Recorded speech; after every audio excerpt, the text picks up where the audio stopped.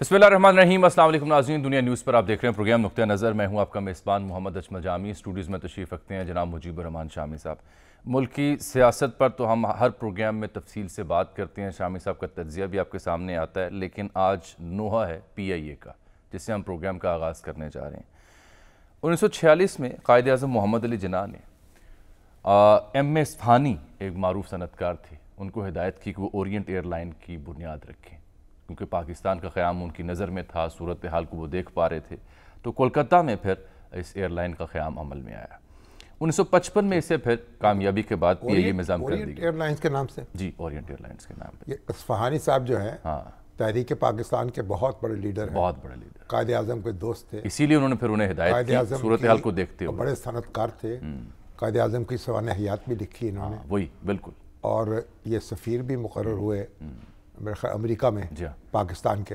तो फिर 1955 में इसे PIA में ज़म कर दिया गया। और मेरा ख्याल ये है, जी मेरा ख्याल ये है कि जो पाकिस्तानी सफारत खाना था, हाँ जी, या सफ़ीर की जो रहायश का है, वो इन्होंने बिल्डिंग ख़रीद के वो नहीं, ये बात आपकी दुरुस्त है। हुकूमत पाकिस्तान बिल्कुल उनकी ग्रां कदर खदमात थी पाकिस्तान के लिए, पाकिस्तान के इदारों के लिए, पाकिस्तान के असासा जात के लिए, और ये मुंह बोलता सबूत है। इसीलिए कायद आज़म मोहम्मद अली जिन्ना ने इन्हें हिदायत की। और ये जिस फैसल टाउन में एक बड़ी सड़क है, इसका नाम इस्फ़हानी रोड है। जी, लाहौर में, यहाँ लाहौर में बिल्कुल ऐसा ही उनके नाम पर। और मैं भी एक ज़माने में सड़क पर रहता था। एक दिन उठा तो सड़क का नाम बदला हुआ पाया।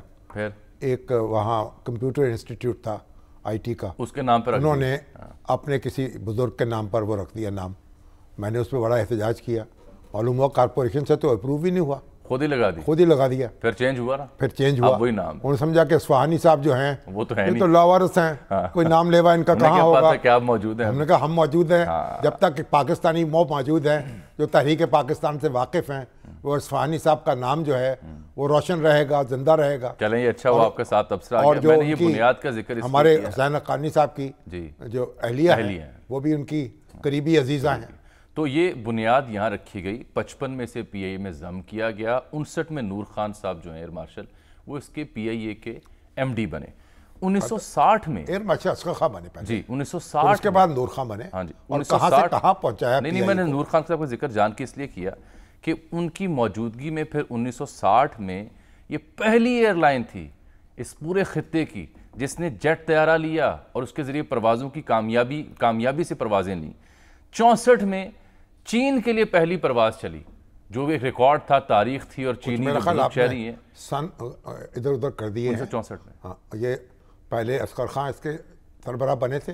मैंने जानबूझ के नूर खान से रिटायर हुए। नहीं सर, मैं ना वो आप ठीक कह रहे हैं। नूर खान जो हैं, नूर खान सरबराह बने हैं अब रिटायरमेंट। नहीं, अब मैं सबका जिक्र इसलिए नहीं कर रहा ना कि मैं उनके एयर मार्शल नूर खान वो हिस्टोरिकल माइलस्टोन डिस्कस करना चाह रहा हूं ताकि मैं इसकी अजमत बयान कर सकूं। भुट्टो के दौर में उन्होंने सरबराह बने उनके। जी, मैं इसलिए नूर खान साहब को जिक्र किया कि उनके दौर में जेट तैयार आया था PIA में। फिर 64 में इसने चीन के लिए परवाज़ का आगाज़ किया, जो कि एक रिकॉर्ड थी। चीनी बुजुर्ग शहरी अभी भी उस तारीख को याद रखते हैं। चीन से तो चीन देखे ना, चीन में तो कोई तैयारा जा ही नहीं सकता था, कोई रब्ता ही नहीं था उनसे। तो ये PIA के ज़रिए से चीन का राब्ता दुनिया से कायम हुआ। बिल्कुल।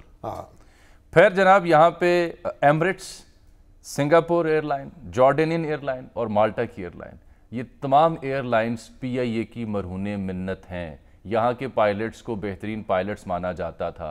लाजवाब सर्विस इसका टाइटल था, इसका नारा था, इसका स्लोगन था, जो अब वाकई लाजवाब हो चुकी है अपनी बदतरीन परफॉर्मेंस की वजह से। कहते थे तारीख शुरू करके तो उसकी बदतरीन हक़ाइक़ तक मैं इसलिए पहुँचा हूँ कि आज ये मौजू ज़ेर बहस लाना मकसूद है। मशरक़ी पाकिस्तान और मगरबी पाकिस्तान के दरमियान जो है ना, दो मुत्तहिद करने वाली क़ुव्वतें हैं। हाँ, एक इस्लाम और एक PIA जोड़ती थी। अब मशरक़ी पाकिस्तान आपने तो वो सुनहरी दौर देखा है ना, हमने तो पढ़ा है। चलो, अब उसका बेड़ा गर्क हो चुका है मुकम्मल। जो भी बेड़ा गर्क हुआ नहीं हुआ है, एक दिन में तो नहीं हुआ ना, नहीं, अरसा लगा है। 1980 से लग के आज दिन तक मुसलसल इसका जवाल जारी है, और अब ये दिवालिया होने के करीब है। इसमें अब तो ऐसा है कि हुकूमत पाकिस्तान पहले गारंटी देती थी, फ्यूल लेके देती थी, अब वो कहती है नहीं हम नहीं दे सकते। तो अब वो PIA को अदायगी नहीं हुई, अदायगी नहीं हो पा रही। इससे रोज़ाना जो फ़्लाइट्स हैं वो चल नहीं पा रही, मनसूख होती हैं। बैनुल-अक़वामी परवाज़ें भी, अंदरून मुल्क परवाज़ें भी। एक कस्म वर्सी का आलम है। एक तसव्वुर नहीं किया जा सकता था ना कि PIA पे भी इस कदर उस्ताद पड़ सकती, पड़ गई। तो जो हमने पाकिस्तान का हाल किया वो PIA का किया, मजमूई तौर पर असर करता है तमाम शोबाजात, वो हमने रेलवे का किया।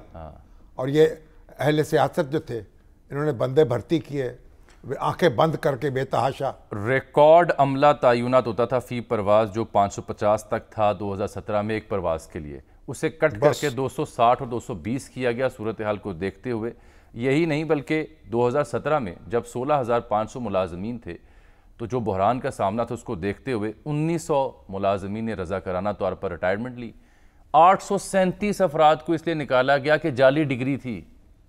और यार उसने तो वो जो आपके वजीर साहब थे साबिक, वो भी मैं सुनाता हूँ किस्सा, गुलाम सरवर खान, उन्होंने तो ये उन्होंने कहा 30% पायलट्स के पास जाली लाइसेंस है और बेड़ा गर्क कर दिया, उससे ज्यादा बेड़ा गर्क हुआ।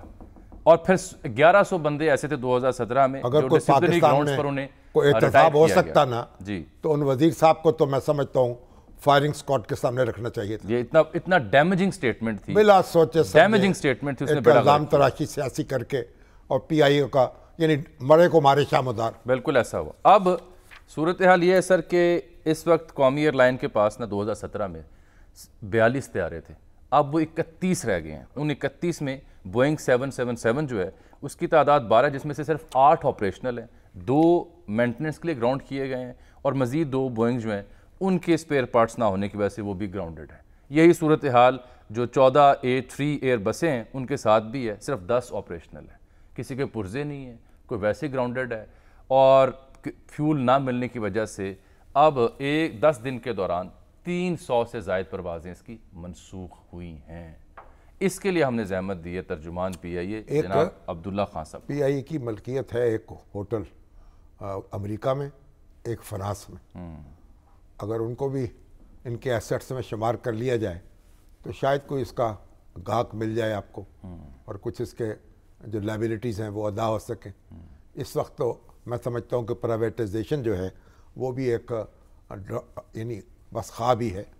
तो PIA के तर्जमान हमारे साथ हैं, हाँ उनसे बात करें। अस्सलाम वालेकुम जी अब्दुल्ला साहब, शामी साहब आपसे मुखातिब है। हमने आपका माजी भी डिस्कस किया है, आपको दरपेश चैलेंजेस भी डिस्कस किए हैं और अब जो बहरान है उसका जिक्र भी किया है। कोई जवाब है इस लाजवाब सर्विस के पास इस वक्त?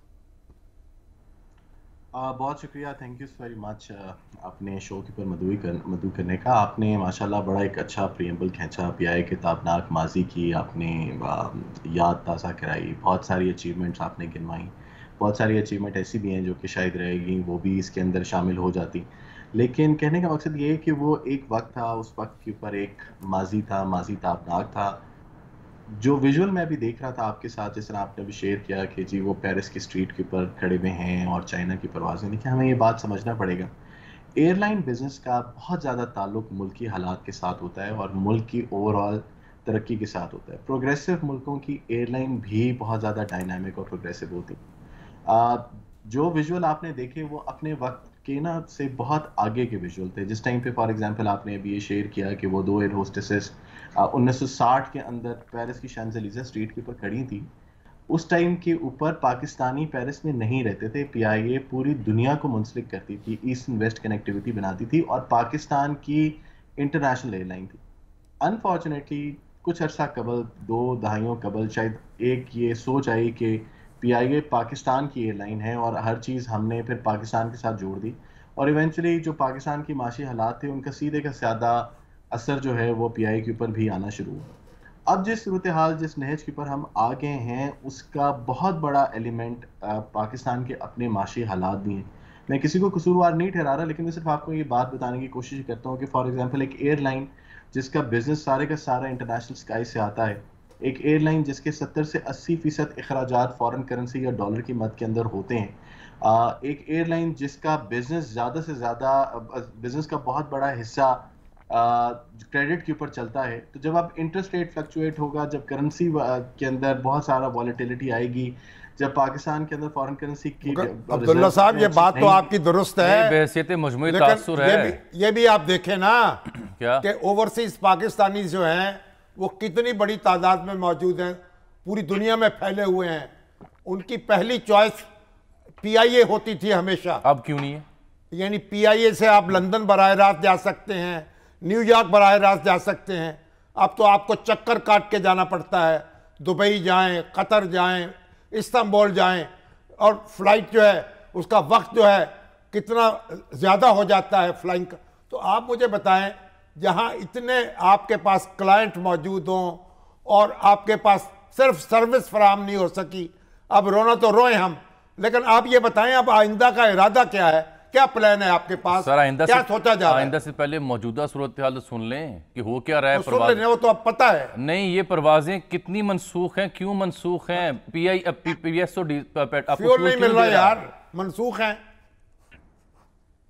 پیسے نہیں ہیں دینے کے لیے. ہاں، سمجھنے والی بات یہ ہے کہ سر پیسے کیوں نہیں ہے دینے کے لیے. دیکھیں، پی آئی اے کے محصولات کے اندر کوئی کمی نہیں ہے، پی آئی اے کے ریونیو کے اندر کوئی شارٹ فال ابھی بھی نہیں ہے. پی آئی اے کے کسٹمر بیس، جس طرح ابھی شامی صاحب نے کہا، پی آئی اے کا کسٹمر بیس بہت زیادہ اسٹرانگ ہے. پی آئی اے ابھی بھی 60 لاکھ لوگوں کو اپنے اوپر جو ہے وہ کیری کرتا ہے. ہمارا جو 6 ملین کا پیسنجر ہے جو کہ پی آئی اے کے ساتھ ڈائی ہارڈ فلائی کرتا ہے. تو پی آئی اے کے اوور آل آپریشنل پیرامیٹرز میں مسئلہ نہیں ہے. سر دیکھیں، ہمیں یہ بات سمجھنی پڑے گی کہ پی آئی اے نے گزشتہ 20 سالوں کے اندر جو بتدریج اس کے نقصانات ہوتے رہے، جو خسارہ ہوتا رہا، وہ خسارہ ہم نے قرضوں کی صورت میں پورا کیا. ہم ہر سال کا خسارہ کسی نہ کسی بینک سے یا کسی نہ کسی مالیاتی ادارے سے ہم قرض کی صورت میں لیتے تھے اور ہم وہ پورا کرتے تھے. تو دوسری صورت کیا ہوتی؟ یعنی آپ کو گرانٹ دی جاتی، سرکاری خزانے سے گرانٹ دی جاتی، یہ کہنا چاہتے ہیں آپ؟ نہیں، دیکھیں، پی آئی اے کا سب سے بنیادی مسئلہ پی آئی اے کی بیلنس شیٹ ری اسٹرکچرنگ ہے، جو کہ آپ دیکھتے ہیں کہ آج کل بھی بہت زیادہ ہوتی ہے. جب آپ کے قرضے کا حجم آپ کے اثاثوں سے، جس طرح آپ نے پریمبل میں بولا کہ آپ کے قرضوں کا حجم آپ کے اثاثوں سے کئی گنا زیادہ بڑھ جائے تو کمپنی سسٹین نہیں کر سکتی. اس کمپنی کو سسٹین کرنے کے لیے آپ کو اس کی ری اسٹرکچرنگ کرنا آپ کے لیے بہت ضروری ہے. ری اسٹرکچرنگ کا پروسیس انفارچونیٹلی 2015-16 سے کسی نہ کسی وجہ سے تاخیر کا شکار ہے. اس کے اوپر جو فیصلہ وقت سے ہو جانا چاہیے تھا وہ نہیں ہو پایا، اور ابھی بھی آپ دیکھ رہے ہیں کہ ری اسٹرکچرنگ کے اوپر ہی بات ہو رہی ہے. پر ری اسٹرکچرنگ کے اوپر آگے جو پیش رفت ہونی چاہیے، جب آپ ایک دفعہ کہیں کہ جی بیلنس شیٹ پی آئی کی ری اسٹرکچر ہوگی، ایک کلین آرگنائزیشن ہوگی. دیکھیں، یہ بات ایک بہت بڑی سمجھنے کی بات ہے کہ پی آئی اے آپریشنلی ایک وائبل ادارہ ہے. پی آئی اے ان اٹ سیلف سسٹینیبل ہے. آپ حضور کیسے سسٹینیبل ہے جبکہ آپ کا خسارہ 743 ارب کے آفیشیل ڈاکومنٹس کے پوائنٹ آف ویو سے؟ How come it is sustainable even then? 743 ارب ہماری لائبلٹیز ہیں، ہمارا خسارہ نہیں ہے. دیکھیں، آپ کو یہ بات سمجھنی پڑے گی. چلیے آپ ذرا اپنی بات ذرا مختصر کر لیں تاکہ سمجھ میں آئے جلدی سے. میں بہت اختصار کے ساتھ آپ کو بیان کرتا ہوں. دیکھیں، اس سال پی آئی اے نے جو ریونیو کمانا تھا اس کے اندر پی آئی اے نے آپریشنل منافع دینا تھا. پی آئی اے نے گزشتہ 6 مہینے میں آپریشنل منافع دیا. جو پی آئی اے کا مجموعی خسارہ ہے، یہ سارے کا سارا وہ ہے کہ دیکھیں، فار ایگزامپل اگر آپ 300 روپے کماتے ہیں، 300 روپے کے اندر سے 291 روپے کی آپ کی کاسٹ آتی ہے، آپ کے آپریشن خرچہ آتا ہے، 9 روپے آپ کا منافع ہے. لیکن اگر آپ نے اس 300 کے اندر سے 150 روپے پرانے قرضوں اور اس کی سود کی ادائیگی کی صورت کے اندر کرنا ہو تو وہ 9 روپے کا منافع بھی کسی کام کے نہیں رہتا. مجموعی طور کے اوپر 120-121 روپے جو ہیں وہ خسارے کے اندر چلے جائیں گے. پی آئی کا مین مسئلہ ہی. اب آپ کر کیا رہے ہیں، کیا کرنا چاہتے ہیں؟ اس ٹائم پہ حکومت کا بہت سرگرمی سے وہ پی آئی کے پرائیویٹائزیشن کے منصوبے کو وہ لے کے چل رہی ہے، اور پرائیویٹائزیشن کے ایکٹیو لسٹ کے اوپر پی آئی اب آ چکی ہے. پی آئی کی جو ری اسٹرکچرنگ کی بات ہے وہ آپ نے دیکھا ہے کہ گزشتہ روز ایک نیوز آئی، آپ کی طرف سے بھی کوٹ ہوئی تھی کہ پی آئی کی ری اسٹرکچرنگ کے لیے ایک انہوں نے کمیٹی فائنلی ایک فارم کر دی ہے جو کہ اس کے اخراجات، اس کے جو لائبلٹیز ہیں، اس کو اس کی بیلنس شیٹ میں سے کلین کرے گی. اس کلین کے ساتھ ہی پھر آپ پرائیویٹائزیشن کے لیے پیش کریں گے. اس صورتحال کے اندر پرائیویٹائزیشن کی بات ہونا وہ صحیح نہیں ہوگی، ان دا سینس کہ آپ کو ری اسٹرکچر ان اینی کیس اس کو کرنا ہے. ایک کلین کمپنی ہی لوگوں کے لیے اویلیبل ہوگی فار سیل کے لیے. مگر ایسٹس بھی تو موجود ہے نا پی آئی اے کے. بالکل ہے، بالکل ہے. اسی لیے دیکھیں، ایسٹ ابھی جو آپ کی بک ویلیو کے اوپر آپ کے پاس ہیں، ایسٹ کی ری ویلیویشن کا پروسیس بھی ساتھ ساتھ شروع ہو گیا. بہت سارے اثاثے ایسے ہیں جن کی مالیت ہمارے حساب سے ابھی کم ہے، اس لیے مارکیٹ کے حساب سے جب آپ کو ری ویلیویٹ کرائیں گے تو بیلنس شیٹ کے اندر آپ کی بہت زیادہ آپ کو گنجائش نکل آئے گی، بہت زیادہ آپ کو آسانی ہو جائے گی. کوئی ٹائم لائن طے کی گئی ہے حکومت کی طرف سے؟ دیکھیں، حکومت نے تو 12 ان کی طرف سے اعلان ہوئے ہیں، جو ان کی پریس کانفرنس ہوئی ہیں، وہ یہ کوشش کر رہے ہیں کہ دسمبر تک اس معاملے کو جو ہے وہ ایک منطقی انجام تک پہنچا دیا جائے. اور اسی سرکردگی کے ساتھ حکومت کی ٹیمیں اور پرائیویٹائزیشن کمیشن وہ ہے وہ کام کر رہا ہے. جی، اب آپ کی جو 300 سے زائد پروازیں منسوخ ہیں 10 روز میں، اس کے بعد جو مسافروں کا اعتماد ہے وہ کہاں کھڑا ہے؟ وہ کیوں ٹریول کریں جب انہیں پتہ ہے 300 سے زائد پروازیں منسوخ ہوئی ہیں، کھجل ہوئے ہیں مسافر؟ بہت اچھا سوال. ان کا اعتماد ایکچولی ہمارے پہ سے بالکل ختم ہو گیا ہے. اسی لیے آپ دیکھ رہے ہیں کہ ہمیں ہمارے اوپر سے بہت زیادہ آج کل ریفنڈ آ رہے ہیں, ملینز آف ڈالرز کے ریفنڈ ہم نے پچھلے 1-2 دن پروسیس کیے. لیکن سر یہ بات سمجھنے والی ہے کہ کچھ فنڈز ہیں جو کہ ہمارے پائپ لائن کے اندر ہیں, جو کہ ہمیں ملنے تھے پر ابھی نہیں ملے. کچھ ہماری ریکوریز ہیں جو کہ ہمارے کچھ سرکاری اداروں کی طرف پھنسی ہوئی. جیسے ہی وہ آئیں گی, ہم امید کریں کہ اگلے 3-4-5 دن کے اندر ہمیں دستیاب. کتنی ریکوریز ہیں جو پھنسی ہوئی ہیں سرکاری اداروں کی طرف؟ Hundreds of millions of rupees ہیں جی. نہیں, ابھی تو انہیں حج آپریشن کے پیسے نہیں ملے. کیوں جی؟ ایسا ہی ہے جی, ایسا ہی. جو حاجیوں سے تو وصول کر لیے گئے. حاجیوں سے تو وصول کیے, پی آئی اے کو کیوں نہیں دیے گئے؟ یہ ان کو پوچھنا چاہیے. کن کو؟ اور ان کو پی آئی اے کو سرکار سے مطالبہ کرنا پی آئی اے چاہیے. کیا پوچھے بیچارے؟ وزارت مذہبی امور سے سرکار بتائے گی. سرکار تو جواب دہ ہے, وہ تو پرائیویٹ ایجنٹ کا جواب دے رہی ہے, باقی چیزوں کو ایڈریس نہیں کر رہی.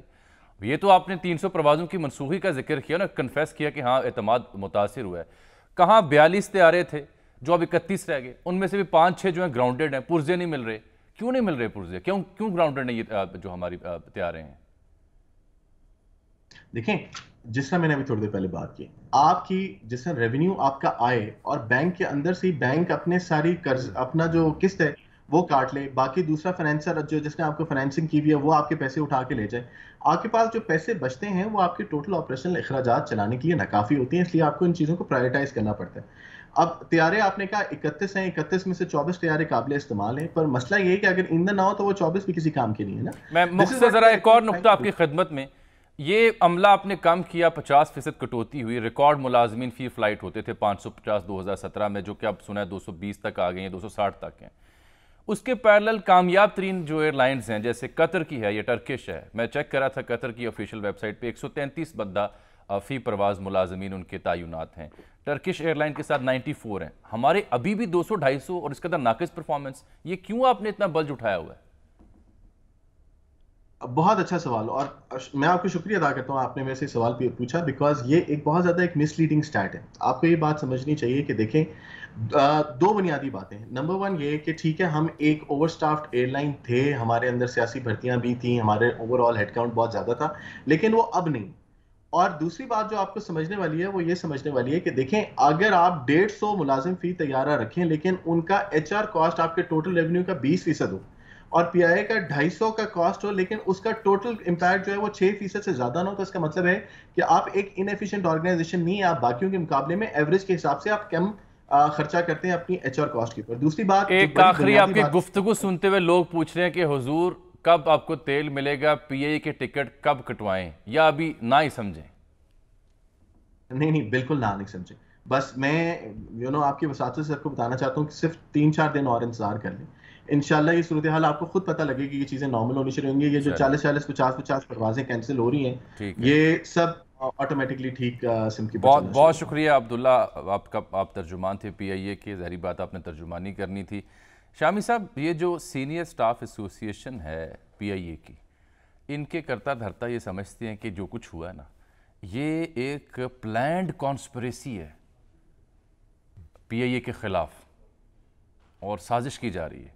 یہ جو خلافت راشدہ ختم ہوئی جی, وہ ایک سازش کے نتیجے میں ہوئی. بنو امیہ جو ختم ہوئے ایک سازش کے نتیجے میں ہوئے. بنو عباسیہ بھی اسی طریقے سے سازش کے نتیجے میں ہوئے. عثمانی بھی اسی طریقے سے ان کی خلافت ختم ہوئی.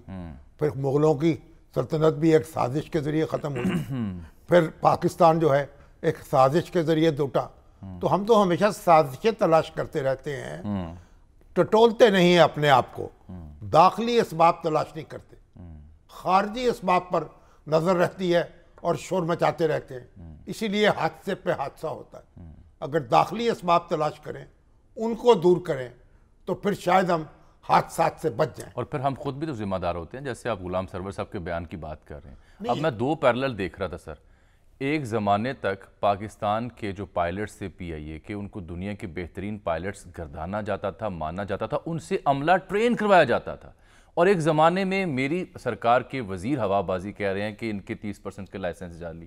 جو اہل اقتدار ہیں جب وہ انفلوئنس کریں گے, بھرتیاں ان کے کہنے سے ہوں گی, لوگ ان کے کہنے سے مقرر ہوں گے, وہاں کک بیکس کی باتیں ہوں گی, کمیشن کھانے کی باتیں ہوں گی, तो फिर यही तूफान बदतमीजी मचेगा ना। भाई आखिर क्या हुआ? आप देखें, आप कभी हमारे घर के पास आए पीको रोड के ऊपर? जी। पीको का देखा, पीको का क्या हाल है? हाँ, ये बीको का कारखाना, बीको बटाला इंजीनियरिंग कंपनी, या चाइनीज रहनुमा भी कोई? यहाँ आए थे चू एन लाई। अच्छा। हाँ जी, वजीर आजम थे। उन्होंने उस वक्त देखा जो इतना बड़ा इंजीनियरिंग का अदारा था, उन्होंने कहा हमारे चीनी जो है इंजीनियर्स नौजवान, उनको यहाँ इंटर्नशिप की इजाजत दे दी ये जाए। चीन कह रहा था? चीन कह रहा था। अल्लाह अकबर। और अगर वो अदारा, फैजुल आदि साहब आ गए। अगर वो अदारा प्राइवेट नेशनलाइज ना होता भुट्टो साहब के दौर में, वहां जहाज बन रहे होते आज, बिल्कुल ठीक। वहां टैंक बन रहे होते, बस रोना, वहां कारें बन रही होती। रोते रहते हैं सर। अब वो एक जमीन है और खंडर है और टूटी फूटी वहां जनाब मशीनरी है, माजी के मज़ार हैं। वो पाकिस्तान की आपको मजमूई तस्वीर दिखाता है। दुरुस्त कह रहे हैं। अब सर प्राइवेटाइज करना है आपने, और उसके चक्कर में मुझे कुछ एक्सपर्ट्स बता रहे थे कि जो हमारे पास इंटरनेशनल रूट्स हैं ना, कुछ अभी भी जो दस्तयाब हैं, वो टर्किश एयरलाइन और एमिरेट्स एयरलाइन उन रूट्स के पीछे है। अगर वो हमारे हाथ से निकल गए तो अरबों रुपए, दोबारा खरबों रुपए दे के वो हमें जो स्पॉट्स हैं वो मिलेंगे, और वो बड़े ज़राए आमदन हैं। प्राइवेटेशन ज़रूर करें, लेकिन इस चक्कर में सबसे बड़ी कंसर्निंग शय वो इंटरनेशनल हमारी डेस्टिनेशंस हैं जो पीआईए के हाथ से अगर निकल गई इस बुरी परफॉर्मेंस की वजह से तो दोबारा नहीं मिलेंगी। पहले हमने वो चंद लाख रुपयों की एवज हासिल की थी। अटकल पच्चू नहीं लड़ाना चाहिए, हमें फैक्ट्स की बुनियाद पे बात करनी चाहिए। जो भी सूरत है इस वक्त, इसका हल कोई इसके सवाल नहीं है कि इसको प्राइवेटाइज किया जाए।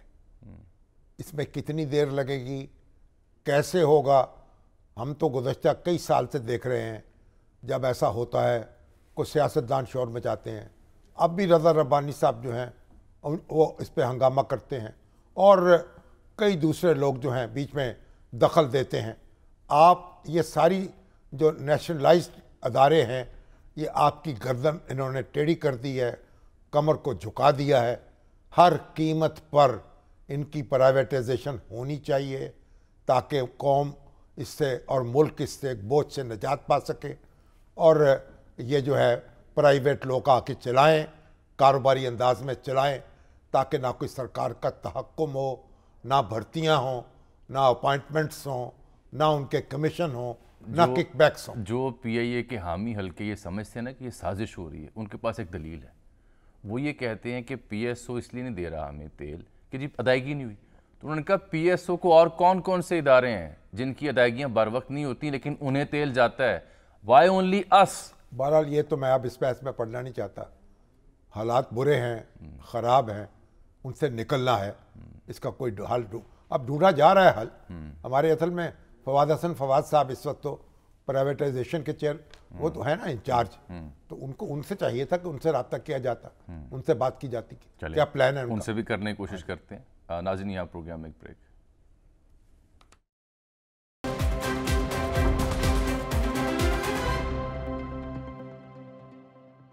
वेलकम बैक नाज़रीन। पीआईए की हम बदहाली का, ज़ुबूं हाली का जिक्र कर रहे थे। मलिक तारिक अली साहब ने हमें ज्वाइन किया है। आप 35 साल इस इदारे से वाबस्ता रहे हैं, सुनहरा दौर उन्होंने देख रखा है। मलिक साहब, इस जवाल की वजह क्या है और अब कैसे इसको हम अपलिफ्ट कर सकते हैं, ज़रा मुख्तसर बयान कीजिए।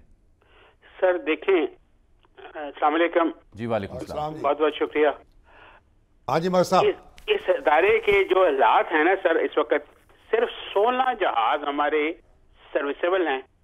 2004 से ये कंटिन्यूसली इसका खसारा बढ़ी जा रहा है। जो सियासी हुकूमतें आई हैं उन्होंने सत्यानाश किया है, नौकरियों पे जाली लोगों को डाला है। इस वक्त इसका कोई इलाज नहीं है। अगर इसको बचाना है, इसके नाम को, तो आपको वो करना होगा जो MAS ने किया है या एयर इंडिया ने किया है। वो क्या? MAS ने तो ये किया था सर कि उन्होंने MAS को नाम चेंज करके MAS बरहाद नाम रख दिया था।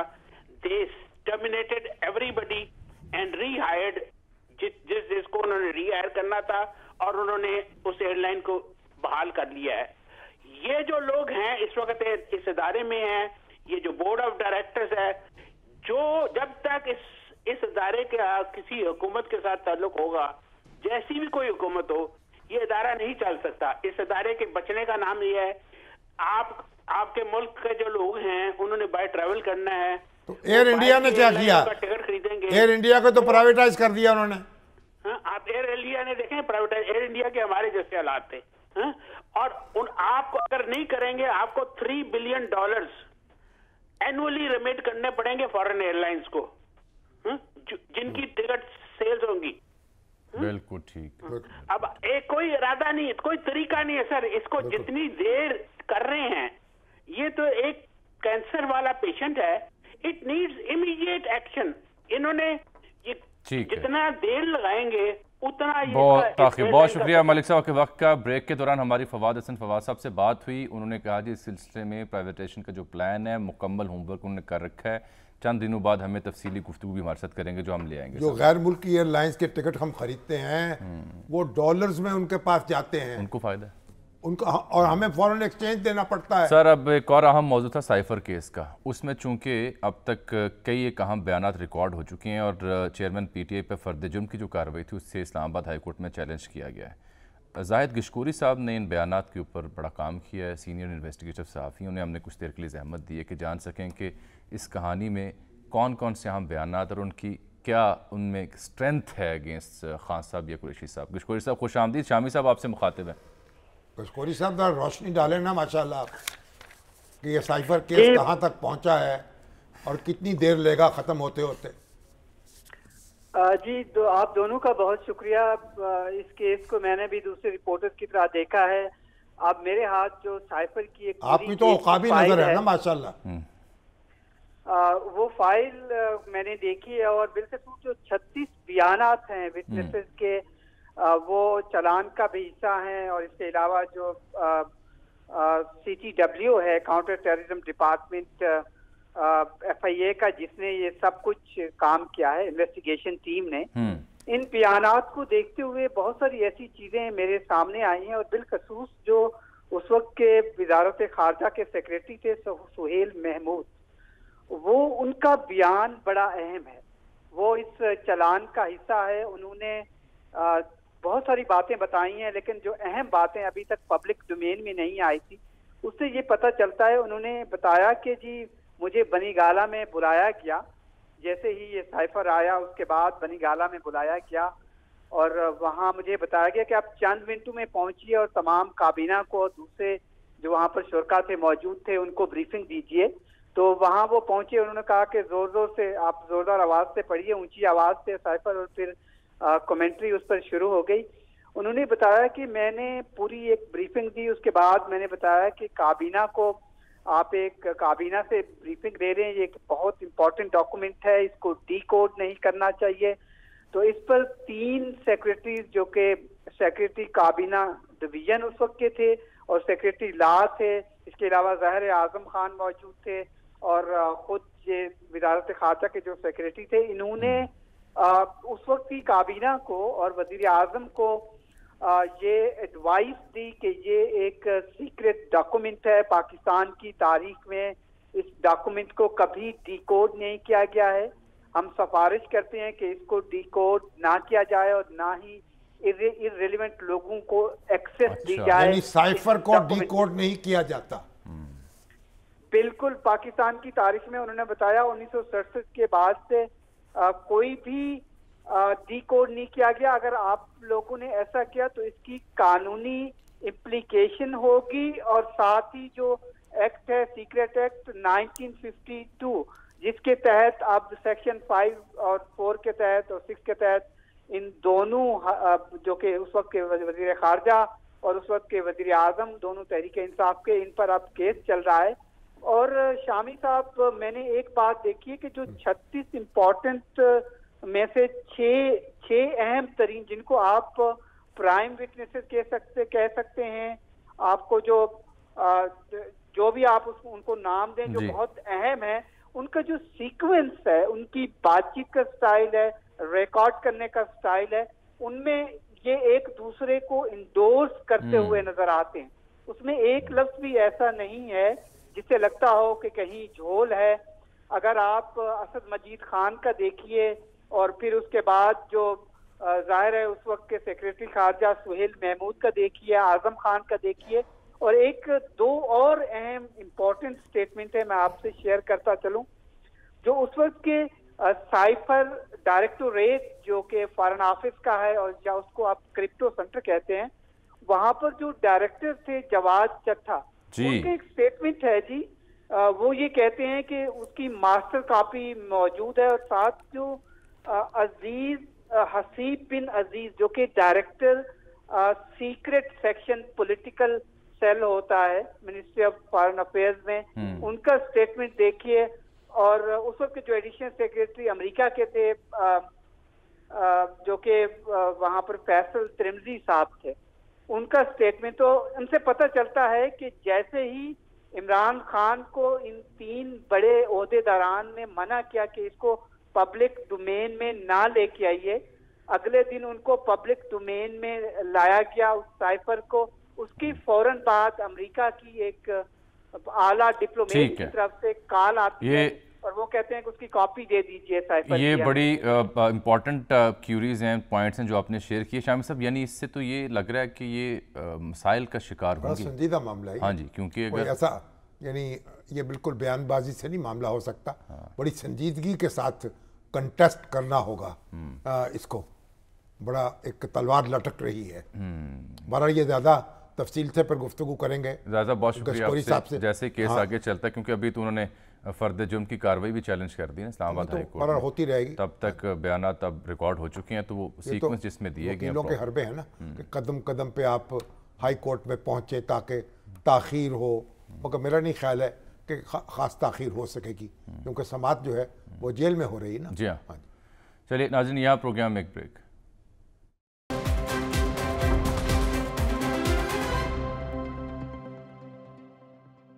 ناظرین, اس کے ساتھ ہی آج کے پروگرام وقت ختم ہوا چاہتا ہے. کل آپ سے دوبارہ ملاقات ہوگی, تب تک کے لیے اجازت. اللہ حافظ.